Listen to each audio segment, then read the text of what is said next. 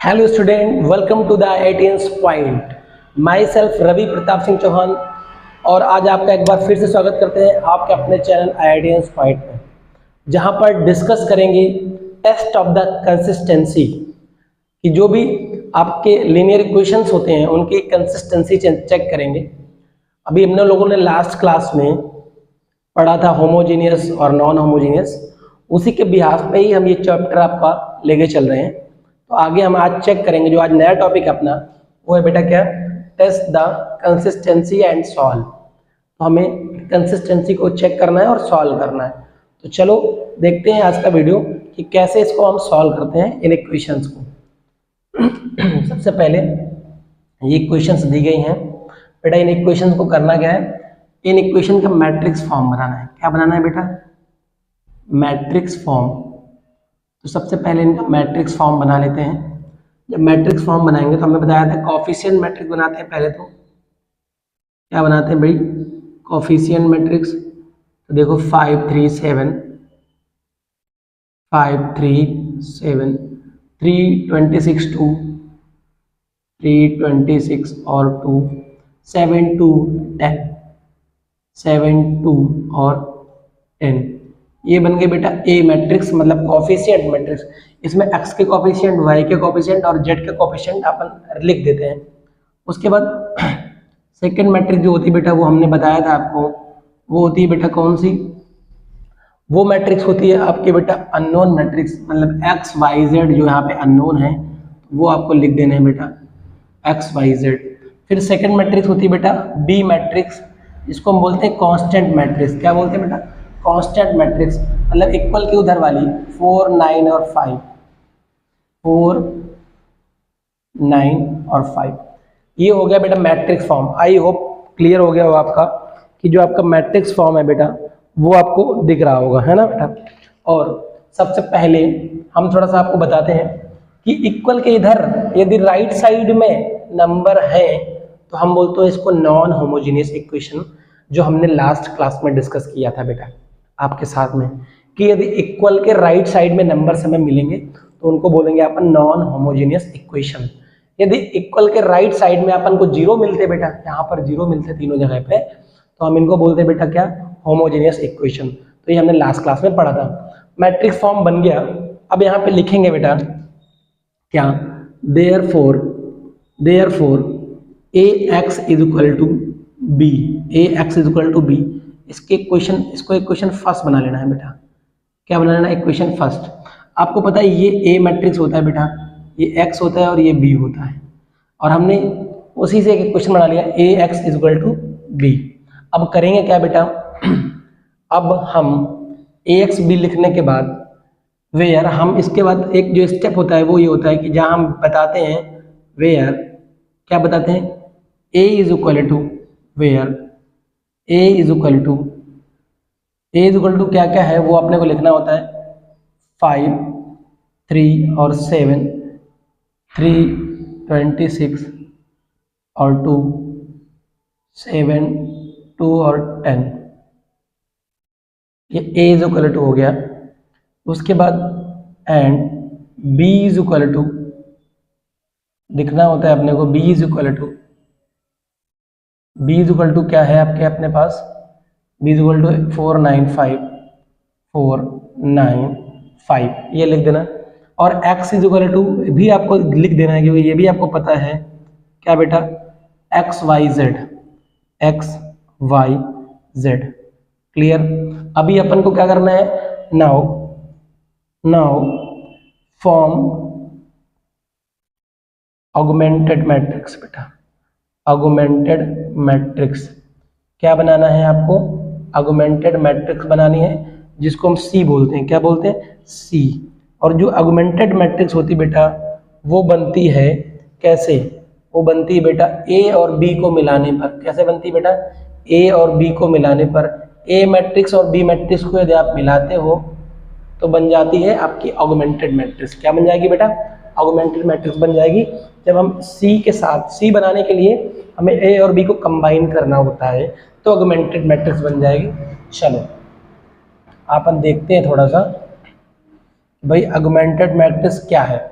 ये आपको समझ में आ गया होगा आई होप। अब अपन ऑगमेंटेड मैट्रिक्स बनाते हैं, मतलब सी बनाते हैं। चलो देखो बेटा, सी बनाते हैं अपन ऊपर थोड़ा सा। सी इज इक्वल टू, आपको पहले ए को लिखना है बेटा, ए और बी दोनों कंबाइंड करने हैं। ए की वैल्यू ये है, मतलब ए की वैल्यू ये है बेटा आपकी क्या, 5 3 7 3 26 और 2 7 2 और 10। उसके बाद बी बेटा क्या है, 4 9 5, बी है 4 9 5। ये आपकी बन गई सी मैट्रिक्स बेटा। अब जरा हमें यह ध्यान से देखना है ये 3x4 की मैट्रिक्स है बेटा, क्या 3x4 की मैट्रिक्स है। यदि ये 3x4 की मैट्रिक्स है तो हम क्या करेंगे, अब हम कंसिस्टेंसी चेक करने के लिए जब ऑगमेंटेड मैट्रिक्स फॉर्म कर लेते हैं उसके बाद हम रैंक निकालते हैं। किसका रैंक निकालेंगे, सी का रैंक निकालेंगे। क्यों निकाल रहे हैं वो अभी आपको पता चल जाएगा। चलो तो सी का रैंक निकालेंगे। 3x4 का मैट्रिक्स में रैंक निकालने के लिए हमें इसको जीरो करना पड़ेगा, इसको जीरो करना पड़ेगा, इसको जीरो करना पड़ेगा, इसको जीरो करना पड़ेगा। ठीक है बेटा, इन चारों को ही जीरो करना पड़ता है क्योंकि इन चारों से ही बनता है अपर ट्रायंगुलर मैट्रिक्स। मतलब डायगोनल को पकड़ा, डायगोनल को पकड़ने के बाद डायगोनल के साथ में कौन कौन आ रहा है, 5 26 2 5 आ रहा है। तो इनके नीचे वाले क्या होने चाहिए बेटा, सारे सारे क्या होने चाहिए, डायगोनल को पकड़ा, हमने कहा था डायगोनल का फर्स्ट एलिमेंट और लास्ट एलिमेंट पकड़ लेना, इनके बीच बीच में जो आ रहे हैं उनको छोड़ते जाना और उनके नीचे वाले जो सारे हैं उनको जीरो करना है। तो हमें जीरो करने के लिए किसको, 3 को 7 को 2 को 10 को, यदि ये जीरो हो जाएंगे देन अपन रैंक फाइंड आउट करेंगे। जिसको रैंक फाइंड आउट करना नहीं पता है वो हमने लास्ट क्लास में बताया हुआ है, वो जाके वहां से देख लें। तो चलो हम फिर भी यहाँ भी रैंक फाइंड आउट करेंगे। तो हमें इन चारों को जीरो बनाना है। सबसे पहले इन दोनों का टारगेट करते हैं, 3 और 7 का, कि ये जीरो कैसे बनेंगे। जैसे हमें 3 को जीरो बनाना है पहले, तो हमें मतलब R2 में चेंज लाना है। पहले तो हम क्या लिखेंगे बेटा, R2 में चेंज लाना है। R2 में कैसे चेंज लाओगे बताओ, R2 को चेंज लाने के लिए, बनाने के लिए हमें करना क्या पड़ेगा, 3 को जीरो बनाना है पहले, तो इस पे ध्यान दो। 3 को जीरो बनाने के लिए हम यदि ऊपर वाले में 5 के साथ 3 का मल्टीप्लाई कर दें, मतलब इस वाले पे जो आपका ये R2 है, R2 लिखो, R2 माइनस 3R1 कर दें तो काम हो सकता है। और R2 में भी किसका मल्टीप्लाई, 5 का मल्टीप्लाई, किसका, क्यों ऐसा कर रहे हैं ध्यान से देखो। यदि हमने R2 में 5 का मल्टीप्लाई किया तो ये 15 बन जाएगा, R1 में 3 का मल्टीप्लाई किया तो 15 बन जाएगा, 15 माइनस 15 ये आ जाएगा 0, आएगा कि नहीं आएगा 0, तब ये 0 आएगा बेटा। इसलिए हमने R2 में 5 का मल्टीप्लाई और R1 में 3 का मल्टीप्लाई। तो चलो बनाते हैं इधर बनाते हैं R1, क्या बनाते हैं 3R1 बना लेते हैं। क्या बनाते हैं 3R1, 3 का मल्टीप्लाई करो, 3 5 जा 15, 3 3 जा 9, 3 7 जा 21 और 3 4 जा 12, 3 4 जा 12। ठीक है बेटा, तो चलो ये आपका आ गया क्या बेटा, ये आपका आ गया 3R1 आ गया बेटा। ये 3 का मल्टीप्लाई कराया बेटा, 3 5 जा 15, 3 अभी देखो इस पे कराया गया बेटा, 3 3 जा 9 आएगा, कितना आएगा बेटा 9, 3 3 जा 9, 3 7 जा 21 और 3 4 जा 12, 3 का मल्टीप्लाई हो गया। अभी R2 में 5 का मल्टीप्लाई कराना है, इसको बनाना है 5R2, तो इसको बनाना है 5R2, 5 का मल्टीप्लाई कराओ, 5 3 जा 15, 5, अब इसका बेटा जब 5 का मल्टीप्लाई कराओगे इसमें 5 6 जा 30, कैरी आया 3, 5 2 जा 10 और 10 बेटा 5 2 जा 10 और 10 और 3 30 हो जाएगा, 3 13 हो जाएगा, 130, 5 2 जा 10, 5 9 जा 45, 5 9 जा 45 आ गया ये। चलो R2 में चेंज अपन कर लिए हैं, ठीक है। अभी थोड़ा ध्यान से देखेंगे, यदि अपन ने R2 में चेंज कर लिया है तो बेटा जो देखते हैं बेटा क्या देखेंगे हम, हमने क्या कर लिया 5R2 बना लिया, 3R1 बना लिया। अब क्या करना है बेटा, इसको मैनेज करना है। चलो मैनेज करते हैं बेटा, कैसे, हम लोग यहाँ पे 5R2 माइनस 3R1 कर रहे हैं। 5R2 और 3R1 बन चुका है, तो चलो देखते हैं बेटा करके हम लोग इस पे 5R2 और 3R1, 5R2 3R1 कर रहे हैं। R2 में चेंज आएगा, R1 और R3 को एज इट इज लिख देना है, 5 3 7 और 4। यहाँ पे थोड़ा ध्यान से देखो, आपका ये जो है आपका R2 में चेंज लाना है, उसको छेड़छाड़ नहीं करनी है, इसको ऐसे लिख लो 7 2 10 और 5, ये लिख गए। R2 में चेंज कैसे लाना है बेटा, 15 माइनस 15 मतलब 5 R2 में 3 R1 माइनस करना है, 15 माइनस 15 0 आएगा।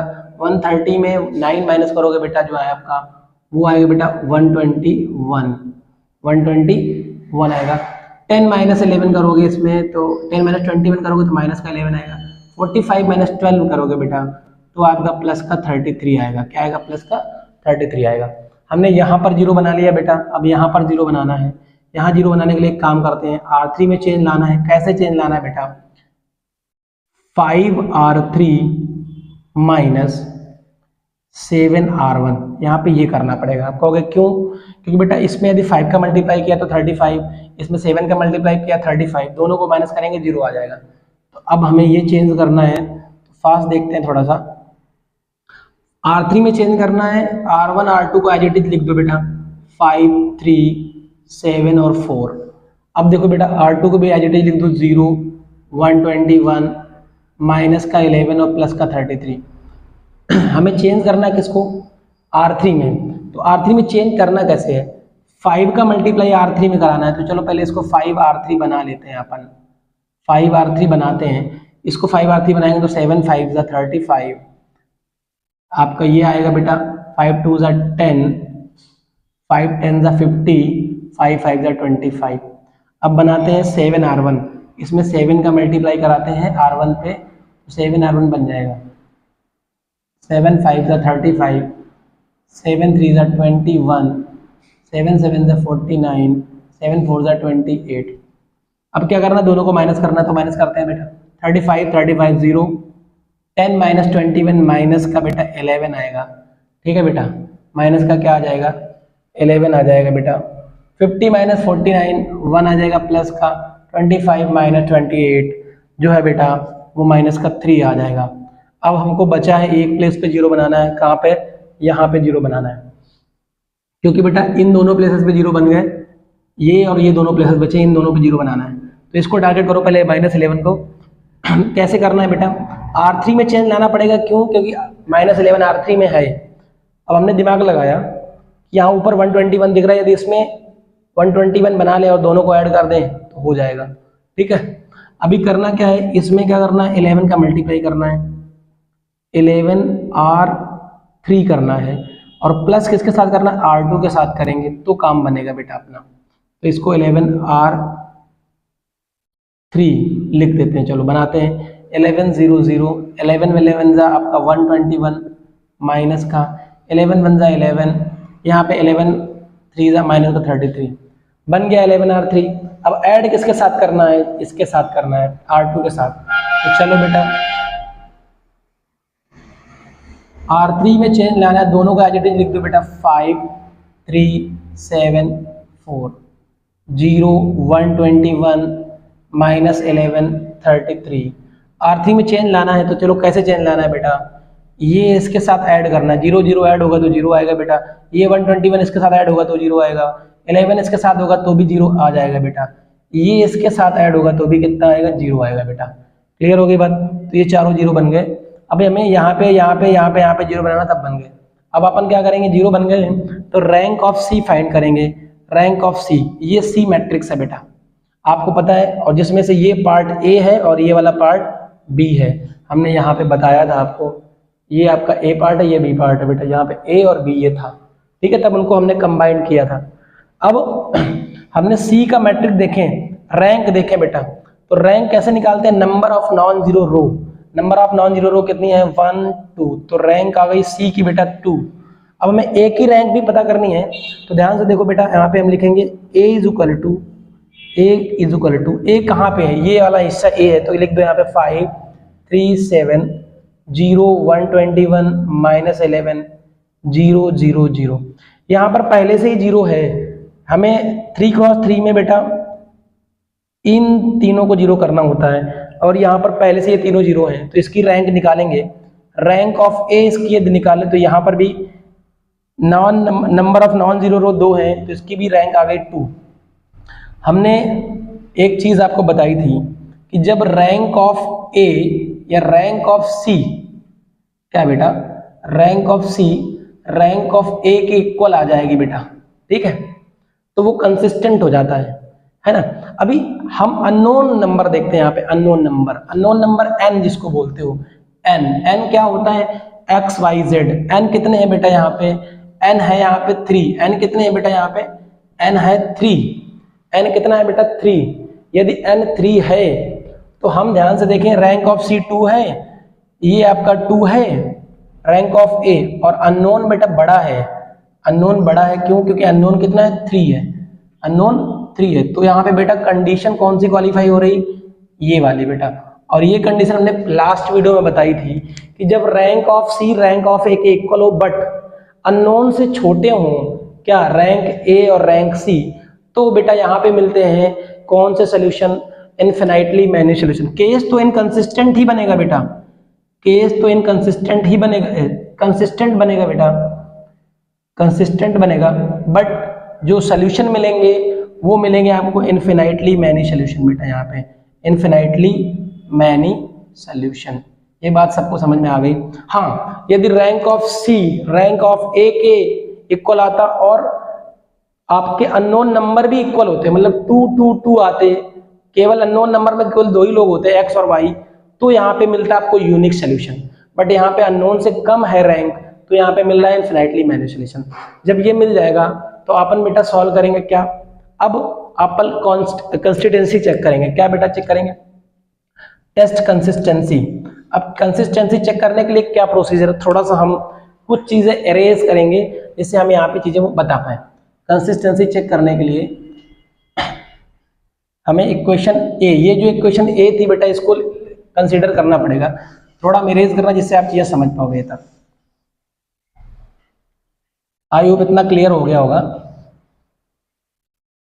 और ये हमें लास्ट की जो मैट्रिक्स है अपनी, वो भी बचा के रखनी है, क्योंकि इसका भी यूज आएगा, अपने पास करना पड़ेगा। देखो यहां तक अपन पहुंच गए, ध्यान से देखें। तो अब जब कंसिस्टेंसी अपन चेक करेंगे, टेस्ट कंसिस्टेंसी, हमने यहाँ तक चेक कर लिया कि ये इनफिनाइटली मैनी सोल्यूशन देगा, लेकिन जो इनफिनाइटली मैनी सोल्यूशन है इसके बेटा, वो अपन फाइंड आउट कैसे करेंगे, वो हम फाइंड आउट कैसे करेंगे। मेन बात वो है कि इनफिनाइटली मैनी सोल्यूशन है, कंसिस्टेंसी तो चेक हो गई भाई यहाँ पे कि ये इनफिनाइटली मैनी, पहले तो चीज तो कंसिस्टेंट है। क्यों कंसिस्टेंट है बेटा, क्योंकि रैंक ए रैंक सी के इक्वल है और अननोन से नीचे है, मतलब कम है। इसका मतलब ये बेटा आपका क्या है, आपका ये कंसिस्टेंट है और साथ में इनफिनाइटली मैनी सोल्यूशन का केस है। अब हम मैनी सोल्यूशन निकालेंगे कैसे, हम उनकी बात करते हैं, एक्स वाई जेड की बात करते हैं। चलो फाइंड आउट करते हैं। मैनी सोल्यूशन निकालने के लिए आपको करना क्या है बेटा, from equation first, from equation first, हम फ्रॉम इक्वेशन फर्स्ट से देखें तो फर्स्ट इक्वेशन हमने बनाई थी, आपको याद होगा, A X is equal to B, A X is equal to B. तो चलो वहीं से लेते हैं। ए की वैल्यू बेटा यहाँ पे क्या है, देखो ये लास्ट में जो आपने मैट्रिक्स निकाली थी उसका यूज करना है। ए की वैल्यू ये रखना है बेटा, यहाँ पे ए की वैल्यू लिख देनी है, यहाँ पे जो भी अपनी है क्या है, 5 3 7 0 121 और आपका माइनस का 11, और ये है आपका बेटा 0 0 0। ये ए है बेटा, ये बी है अपना, लेकिन हमें x की जगह पे क्या लिखना है, वही x की वैल्यू एक्स वाई जेड, और b क्या आया है बेटा लास्ट में, b आ गया है आपका 4 33 और 0। और अब हम निकालेंगे बेटा क्या, अब हम निकालेंगे क्या, इक्वेशंस, और उसके बाद फाइंड आउट करेंगे उनके सोल्यूशन, मतलब इनफिनाइटली मैनी सोल्यूशन कैसे निकलेंगे। अब चलो बेटा इनसे इक्वेशन बनाते हैं। इक्वेशन बनाने के लिए क्या होगा, 5 का मल्टीप्लाई x में होगा बेटा, तो ये हो जाएगा 5x, 3 का मल्टीप्लाई y में हो जाएगा तो प्लस हो जाएगा 3y, 7 का मल्टीप्लाई z में होगा तो हो जाएगा बेटा 7z, इसका मल्टीप्लाई इस पे हो गया, और इक्वल क्या लिखोगे 4।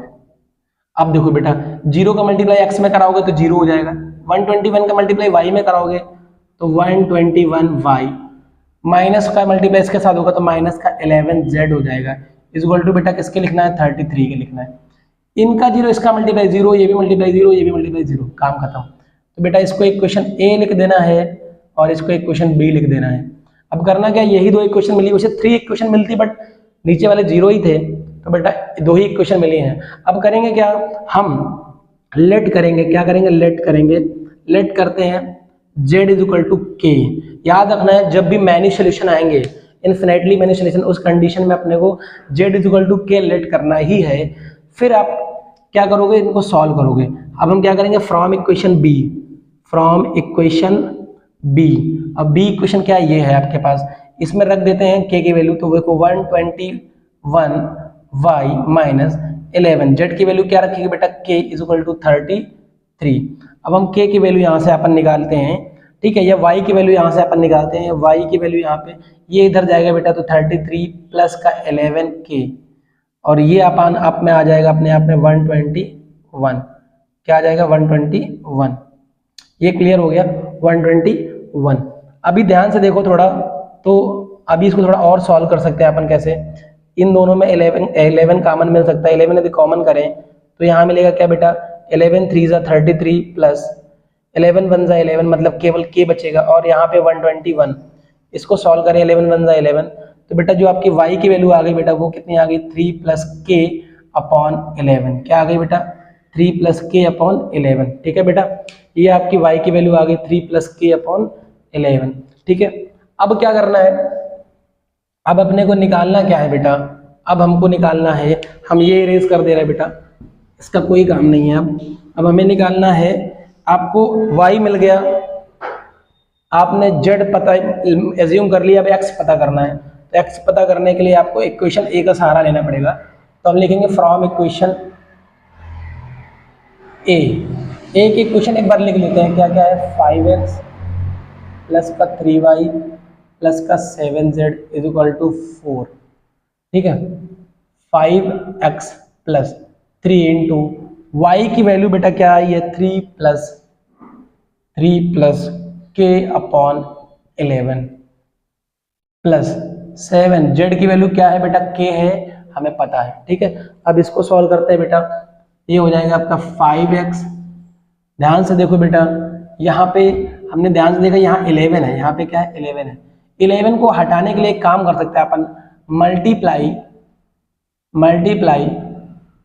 Bye 11 both side. हम 11 को इजीली यहाँ से रिमूव कर देंगे। देखो भी 11 का मल्टीप्लाई इधर होगा तो हो जाएगा ये 55x प्लस, इसमें होगा तो 11 से बेटा 11 कट जाएगा, ये 11 खत्म का हो जाएगा जब इसके अंदर 11 का मल्टीप्लाई होगा। तो यहाँ बचेगा क्या बेटा, 3 3 ज़ा 9, और प्लस बचेगा क्या, 3k प्लस 11 का मल्टीप्लाई इसमें होगा तो बेटा 77k हो जाएगा इज इक्वल टू 4।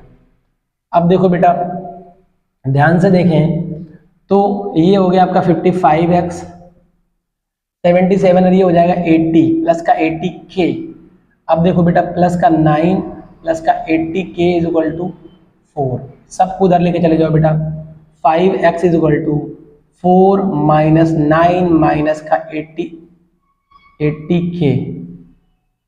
तो बेटा ये हो जाएगा 55x इज इक्वल टू, ये हो जाएगा आपका बेटा 9 माइनस 4, मतलब जो आपको 9 है बेटा ये माइनस हो जाएगा, तो उसमें बचेगा माइनस का 5 माइनस का 80k। अब ध्यान से देखो बेटा x इज इक्वल टू बचेगा क्या, माइनस का 5 माइनस का 80k अपॉन 55।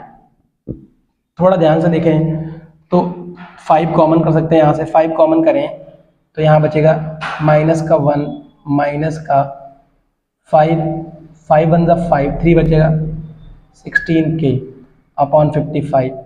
इसको इससे डिवाइड करेंगे तो 11 बचेगा, तो x की वैल्यू आ जाएगी बेटा आपकी -1 माइनस 16k अपॉन 11, ये आएगा x की वैल्यू।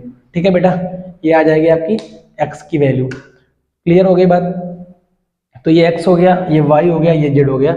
और आप ध्यान से देखो, यदि हम यहाँ k की जगह कोई भी वैल्यू पुट करेंगे, 1 पुट करा, 2 पुट करा, 3 पुट करा, तो ये बहुत सारे सोल्यूशन देगा, इसलिए यहाँ पे इनफिनिटली मैनी सोल्यूशन आंसर आता है।